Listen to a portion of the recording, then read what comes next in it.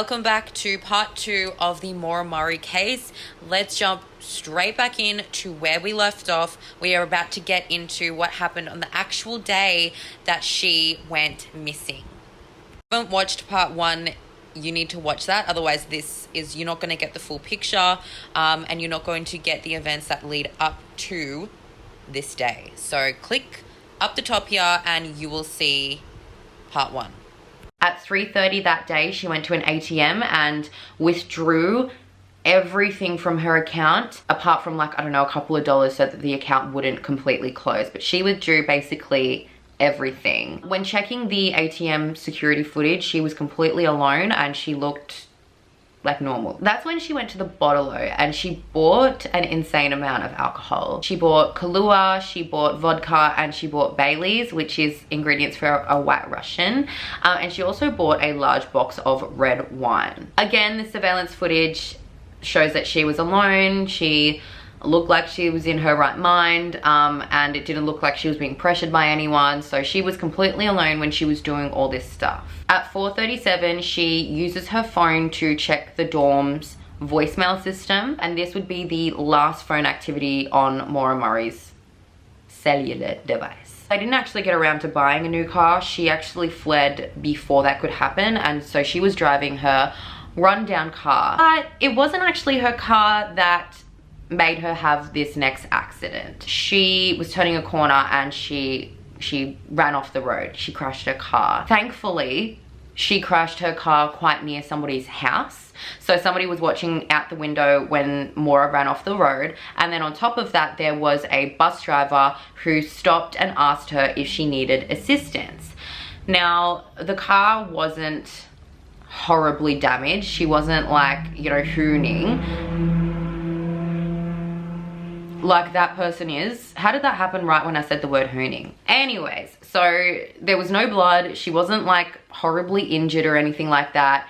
He asked her if she needed assistance and she literally begged this man not to call the police. She had said that she called AAA, but the bus driver knew that there was no reception there. So he kind of picked up on the fact that she was kind of just saying that. So what he did was he went home because he lives in the area and he called from his landline, knowing that she maybe told a little fib there so that he wouldn't call the police. So he goes home, he calls the police and reports it. But little did she know the person in the house had seen her crash. And so they called the police when it first happened.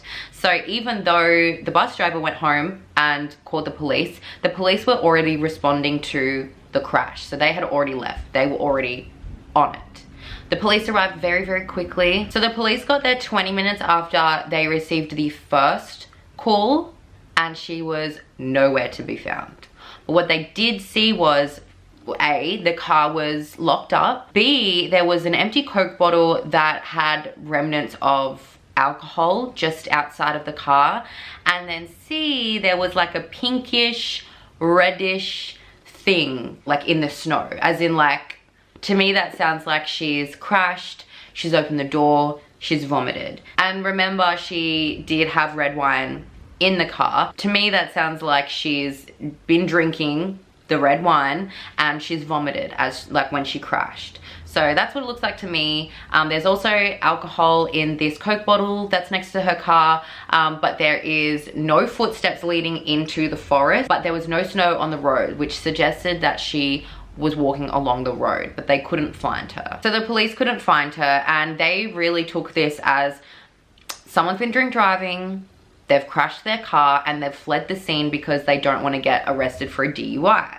So they kind of let that be for the night, you know what I'm saying? They kind of just assume that that's what's happened. The next day, the police would call Fred and be like, your daughter has crashed the car. We aren't quite sure where she is at this present time, but this is what's happened. And Fred is like, okay, this is another thing. Fred thinks that her depression was because she crashed his car 3 days earlier. Because remember, she crashed his car 3 days prior, and he thinks that the reason that she's so upset and depressed is just because she crashed a car. That's more than likely not the reason why she feels depressed, but that's what he tells the police officers. And then on that Wednesday, Billy, he gets a voicemail, and what this voicemail is no discernible words or anything. It's more so like panting, shivering sounds, and sobbing. And so he's confused, but he's like, I'm pretty sure that's Maura. And at this point, he knows that no one has been able to locate her. So he tries to call the phone number back, and he finds out that it is a prepaid calling card. Now this, to me, is one of the biggest pieces of evidence because Maura was known to use prepaid calling cards. The phone that she had at the time was a phone that Billy had purchased for her so that she wouldn't have to use prepaid calling cards anymore. But prior to him buying her this phone, that's what she used, prepaid calling cards. And the last time that she saw Billy's mum had actually given her 2 prepaid calling cards, even though she had this new phone. So that says to me that the voicemail was left by Maura, and this is on the Wednesday. So this is after the crash, after people know that she can't be located. So after Fred found out that, you know, there was a car crash and nobody quite knows where Maura is, he drove all through the night to get there and start searching. Laurie, who is her mum, she actually had a fractured ankle at that time, so she couldn't get out there straight away. But later on, Billy and his family will come out and start searching alongside Fred. So they hung up flyers, they looked all through the woods, they had a state police helicopter to do an air search, they also had a bloodhound. But something that the police have been criticized on in terms of using this bloodhound is that they used a glove that was fairly brand new. They weren't quite sure if she had used them or if she had used them a lot. And Fred says that if he knew that that's what they had used, he would have given them something that she used more often. But nevertheless, it didn't seem like the dogs had any sort of issue picking up her scent because they were following her scent along the road. And this is like further for me evidence that she didn't go into the woods, that she was walking alongside the road. The scent stopped abruptly. It's not like there was any sort of obstacle or any sort of thing that the road didn't fork off and then there was roadworks on it. Like, it was just a straight along road. The dog was like following her scent along the road, and it just abruptly, the scent was gone. What that says to me, and what that says to a lot of other people on this case, is that she got into a car with somebody else in the passenger side. So from there, Billy was pretty heavily questioned, and then there was a press release that said that she was possibly in danger, but she was also possibly a danger to herself, as in she was suicidal and depressed. There was a lot of fight back, and still to this day there's a lot of fight back from her family saying like, no, she couldn't have been suicidal, she wasn't depressed. But her behavior to me sounds like she was depressed, and those signs were being ignored by people close to her, because, you know, you don't want your loved one to be depressed. And I guess maybe it was like something that they just weren't actively trying to ignore, but they just didn't really want to believe it. And because there was no sign of foul play or anything like that, the police were kind of like, she's a 21-year-old adult. She has the right and also the privilege to go missing if she wants to. And that's when Fred and Billy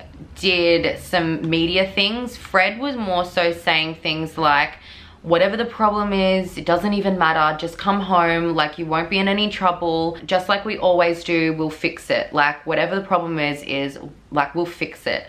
And then Billy's interviews, or at least the ones that I saw, kind of were a little bit weird. Like, but I haven't really seen many people look at Billy as a suspect. He said things like, obviously, like, the sooner I get to see you, the better. You know, we all deal with things in different ways, but the way Billy talks, he just seems very far removed, I guess.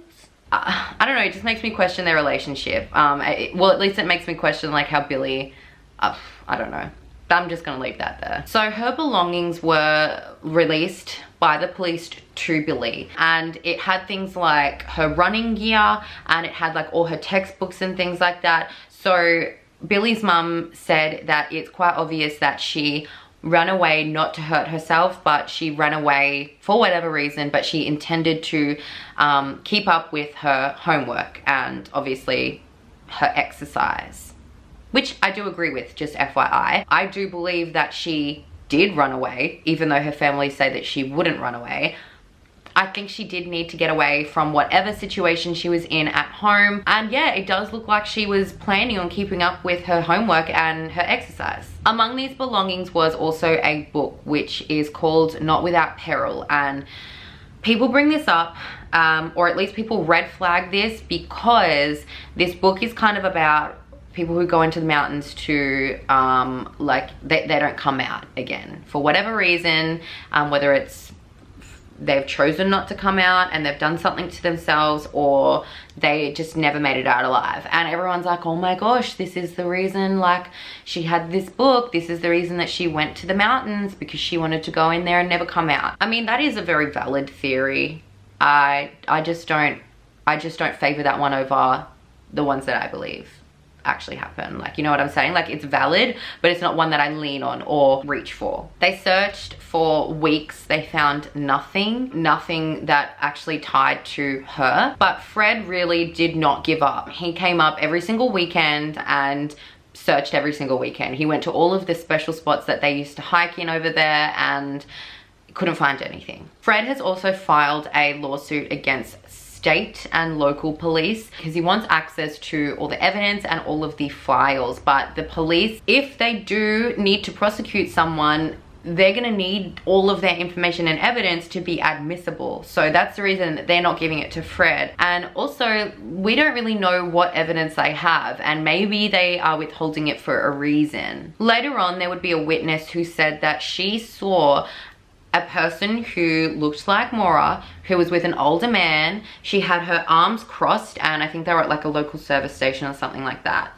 And this young woman that was with this man turned to the witness and mouthed, "Help me." But before the witness could do anything, the older man and the younger woman left. She didn't get any license plate or anything like that. And there have been other sightings, but they can't be confirmed. I tend to believe that someone may have seen Maura in the area after she disappeared, because listen, if she was lost in the woods or somewhere, or you know, maybe somewhere in the area where the elements took her, I don't see her getting access to a payphone or using a prepaid calling card to call Billy on the Wednesday if she was like dying. You know what I'm saying? Like, she would call the police. She wouldn't go to a payphone, call Billy, and then die. Like, she would call the ambulance, especially if she was in an area where there was a payphone. Like, there's no random payphones like in the woods or in the mountains, you know what I'm saying? And if there is any sort of emergency phone in the woods or in the mountains, you can't just free dial your boyfriend. Like, I'm pretty sure that goes straight to an emergency service so that you can be like, help, I'm dying. So that's why I'm more inclined to believe that maybe she did get picked up by someone and they let her make like a final phone call, and she decided to call Billy. Her friends and family also are saying that she wasn't suicidal or depressed because she was still making plans for dates after her disappearance. And I don't think she was suicidal, but I do think that she was very overwhelmed, possibly depressed, and I think that people were ignoring these warning signs. So no, I don't think that she went into the mountains to do anything to herself. I think she went into the mountains because she needed to get away from her situation. A few days before she disappeared, she did have an emotional breakdown, and this was at work. Her supervisor said that the night of the emotional breakdown, she noticed that Maura was like zoned out. She was like a zombie. She was unresponsive. And when her supervisor asked what was wrong, the only words that Maura said was, "my sister." Apparently after that, she was inconsolable and her supervisor had to walk her back to her dorm. There's so many signs that say that she needed help, but even still to this day, for some reason, her friends and family aren't putting those together. Or maybe they have put it together and they still don't think that she was depressed. But to me, that looks like someone who is depressed. I think you already know at this point what I believe happened, but let me just explain it to you. So in my mind, Maura has been drink driving. She's crashed the car again after crashing the car from drink driving 3 days prior and already being pretty vulnerable, as in like being depressed. So she crashes the car, she's drunk, she's like, for frick's sake, she gets out of the car, locks it all up, and maybe has a little bit of vomit because of the red wine that we see in the snow just outside of her car. And maybe she's decided to walk along the road. That's where the scent was in terms of the bloodhound, and then it abruptly stops. So I'm assuming that she got picked up by a car.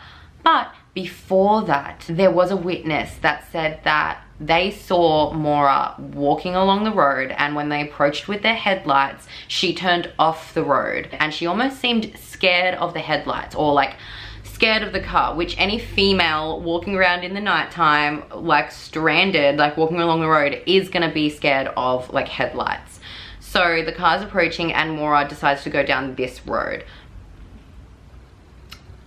You've got a vulnerable young woman who has been drinking, who doesn't have a vehicle, who doesn't really know the area, and then her scent abruptly stops.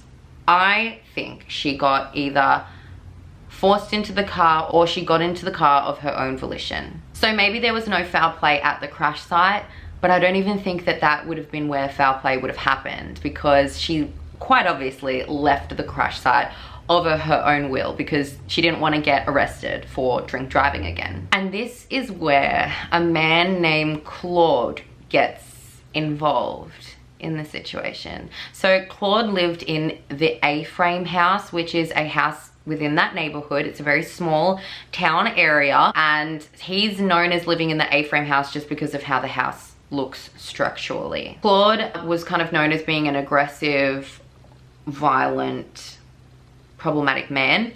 He had a girlfriend that people say looks like Maura, but then other people are like, looks nothing like Maura.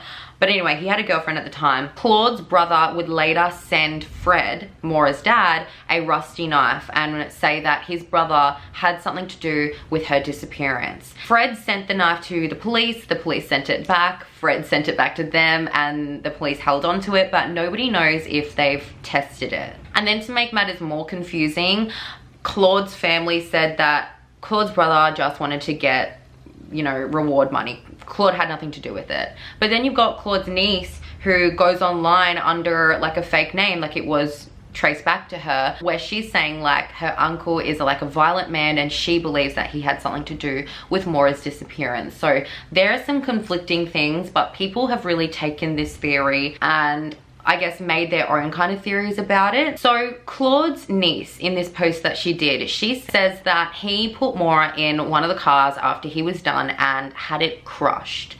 Now, with the internet's kind of investigations, they have found out that actually Claude does work for a auto company that does have car crushing capabilities. And when Maura's dad was doing like an interview, he said that they were looking into one particular lead where the person who he didn't say it was outright Claude, he said the person they were looking into has been a suspect from the start and owns a auto place that has car crushing ability. So people have put these two things together and been like, it's Claude. But what doesn't make things great for Claude is that when a search was done on the A-frame house after he, just FYI, he's passed away now, a search was done on the house that he lived in, and in one of the closets, the dogs went berserk. They did tests on the carpet in there and there was male and female blood. When they sent the blood off for testing, it was either too far degraded or the chain of custody was broken or something like that, but the results have never been released. Some people say that they think that the bus driver that stopped when Maura crashed saw Claude's girlfriend in the car and that it wasn't actually Maura.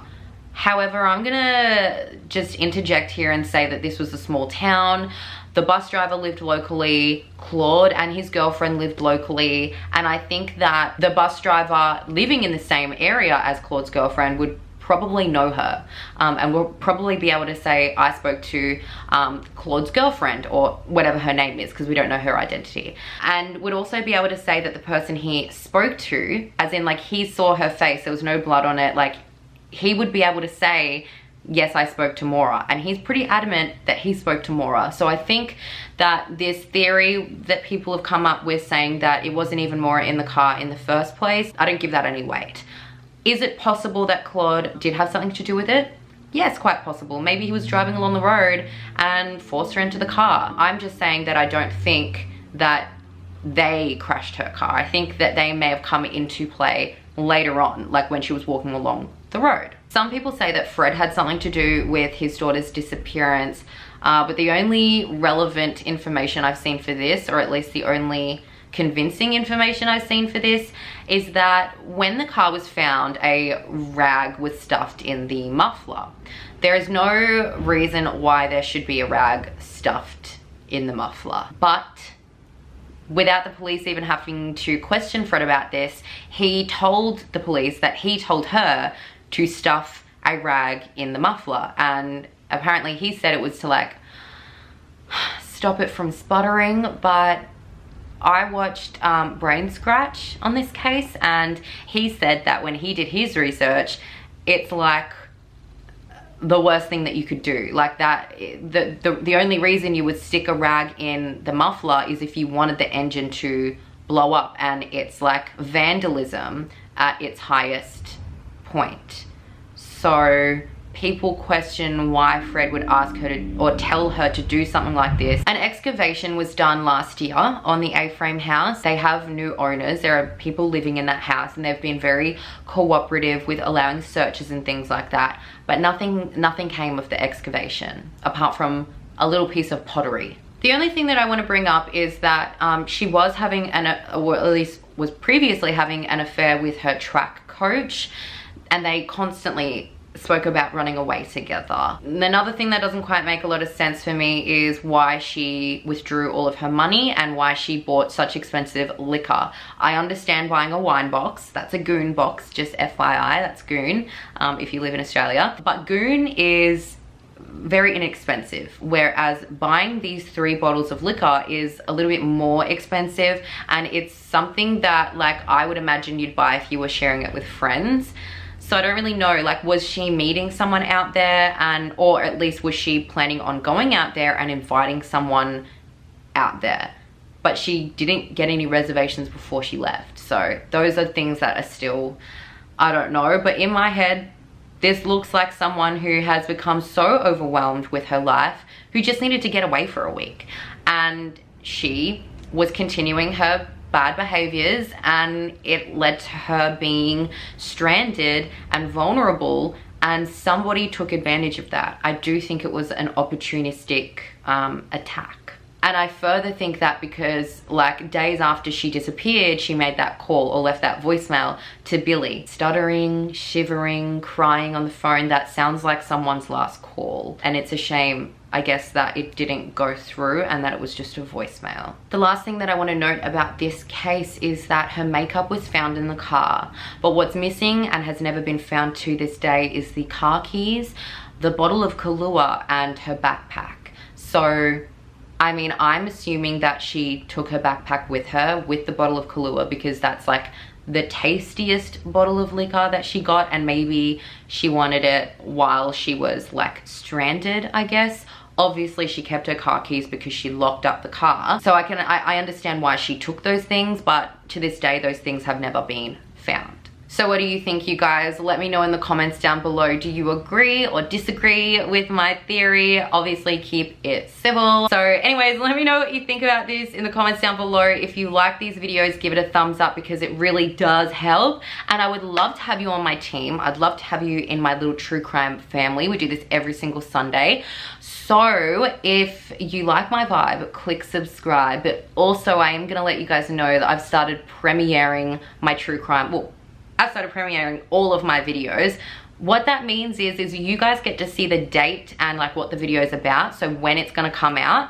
And on top of that, within the first like hour or two of the video being live, I get to live chat with you guys and I get to watch it alongside you. And I also do normal videos on like Wednesday and like Friday on different sorts of things, story times mostly. So I'm doing premieres on all of those. So if you like my vibe, click subscribe and I will see you in the live chat next week. Ew.